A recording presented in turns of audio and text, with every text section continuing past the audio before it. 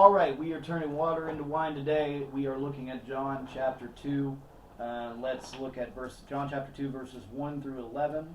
This is going to be the wedding at Cana. Very important incident in the life of Jesus, so let's not waste any time. Let's jump right in. John chapter 2, verse 1. On the third day, there was a wedding at Cana in Galilee, and the mother of Jesus was there. Jesus was also invited to the wedding with his disciples. When the wine ran out, the mother of Jesus said to him, "They have no wine." And Jesus said to her, "Woman, what does this have to do with me? My hour has not yet come." His mother said to the servants, "Do whatever he tells you." Now there were 6 stone water jars there for the Jewish rites of purification, each holding 20 or 30 gallons. Jesus said to the servants, "Fill the jars with water." And they filled them up to the brim. And he said to them, "Now draw some out and take it to the master of the feast." So they took it. When the master of the feast tasted the water now become wine and did not know where it had come from, though the servants who had drawn the water knew, the master of the feast called the bridegroom and said to him, "Everyone serves the good wine first, and when people have drunk freely, then the poor wine. But now you have kept the good wine until now." This, the first of his signs, Jesus did at Cana in Galilee, and manifested his glory, and his disciples believed in him. So a few things to observe here. Verse 1 of John chapter 2. Jesus' mother goes to this wedding, and so Jesus comes, it seems, in connection with her. And Jesus does indeed have a close connection with his mother. We're going to see that throughout the Gospel of John.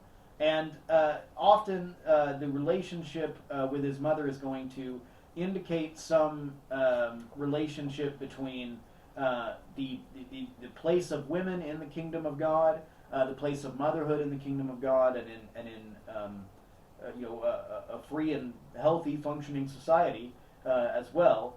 This is going to be emphasized through Mary often in the Gospel of John, that women factor heavily into the Christian life because women, several women actually, but particularly Jesus' mother, were very important to him.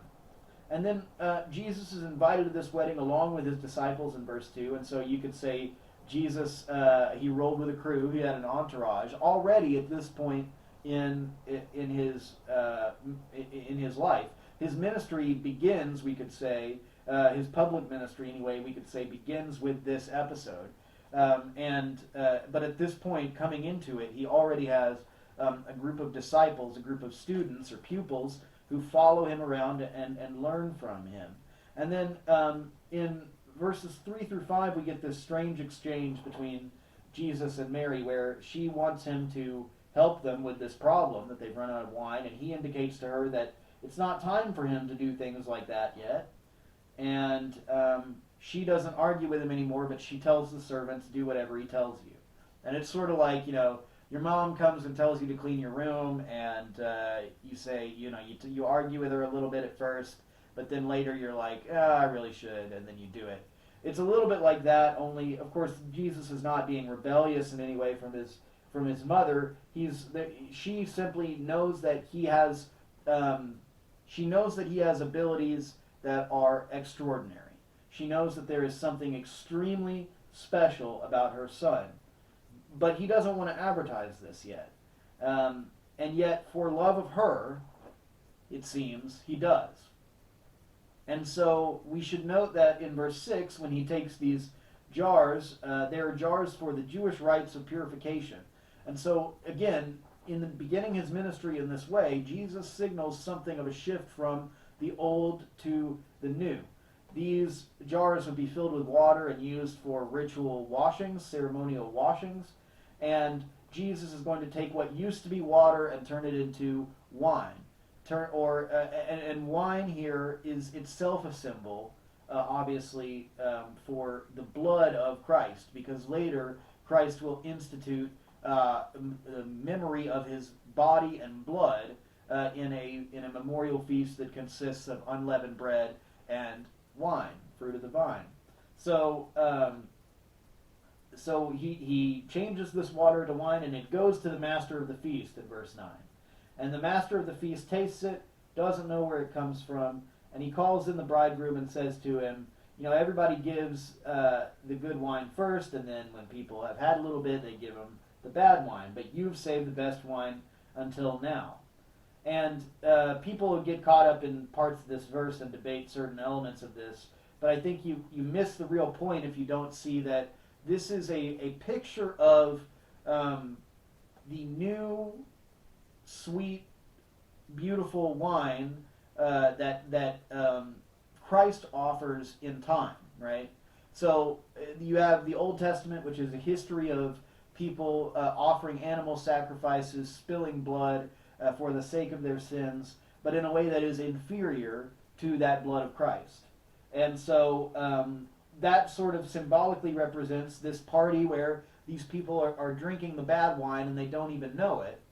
And then Jesus shows up and gives them something that blows their minds, right? And then we're told this is the first of his signs that Jesus did at Cana in Galilee and manifested his glory. And his disciples believed in him. So they were already following him. They were already learning from him. But this miracle that Jesus performs propels the disciples to belief. And so I think that's a picture of what the miracles are there to do for us as well when we read them. We already believe in Jesus on some level if we're looking to him and parsing his words this closely and trying to form our lives around his teachings and his words. But when he performs these miraculous feats, and they're not just magic tricks, but they actually echo into both the past and the future, and they have a deep spiritual and a theological resonance, then I think our faith is increased. We're called to more belief. And that's a great theme in the book of John, is so that you may believe. Everything that is documented in the Gospel of John is explicitly said to be for the purpose of belief. All right, so that's all I had on John chapter 2, verses 1 through 11. We'll pick up in verse 12 next week, and we'll talk about Jesus cleansing the temple and how that factors into this episode that we've talked about today, because they are, I think, meant to be contrasting incidents. So join us next week to talk about that. Thank you so much. Thank you for tuning into 7 Minutes with Jesus. Join us every Thursday, same time. Goodbye.